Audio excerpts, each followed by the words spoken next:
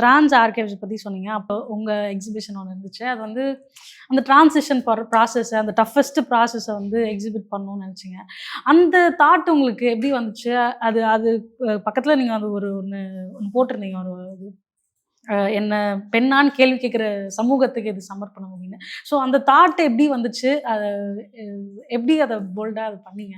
அதை தொடர்ந்து தான் வந்து நம்மளை பார்த்து இந்த கேள்வி வருது. நீங்க ஏன் வந்து இந்த லிபரேஷன்லாம் பேசுறீங்க? நீங்க பொம்பளையே இல்ல. உங்கள பத்தி நீங்க பேசிக்கோங்க. எங்களுக்கு ஏன் பேசுறீங்க? அப்ப அந்த கேள்விக்கு ஒரு பதில் சொல்லணும். அந்த கேள்விக்கு பதில் சொல்ல நான் அறுத்து போட்டா பொம்பளை அடிவான்னு கேட்கறவங்களுக்கு சமர்ப்பணம்னு சொல்லிட்டு என்னுடைய வெஜைனா வந்து என்னுடைய சர்ஜரி ப்ராசஸ்ல எப்படி இருந்துச்சு? எனக்கு அறுவை சிகிச்சை நடந்து 2வது நாள்ல இருந்து ஹீலிங் வரைக்கும் எனக்கு வெஜைனா எப்படி இருந்துச்சு? ஏன்னா யாருமே பார்த்திருக்க வாய்ப்பு கிடையாது.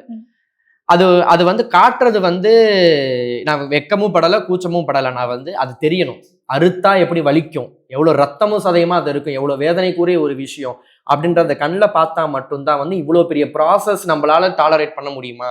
அந்த ப்ராசஸை கற்பனை கூட பண்ணி பார்க்க முடியாது.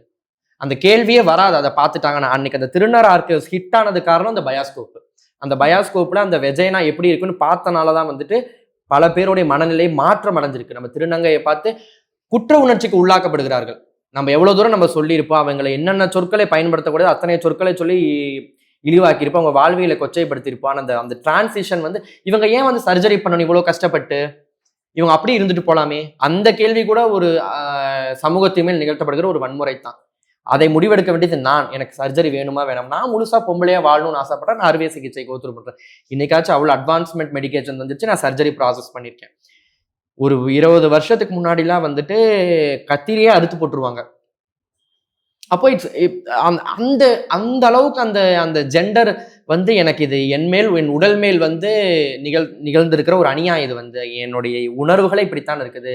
என்னுடைய பிறப்பு வந்து இப்படிப்பட்ட அநியாயமா எனக்கு ஏன் நடக்கணும்னு சொல்லி அந்த டிரான்சிஷன் கோத்ரூ பண்ண. அந்த டிரான்சிஷனை வந்து இழிவு செய்யறதுக்கு சமூகத்துல யாருக்குமே உரிமையும் அதிகாரமும் கிடையாது. என்னுடைய உடலுக்கும் என்னுடைய உணர்வுக்கும் நான் தான் வந்து நீதி கொடுக்க முடியும்.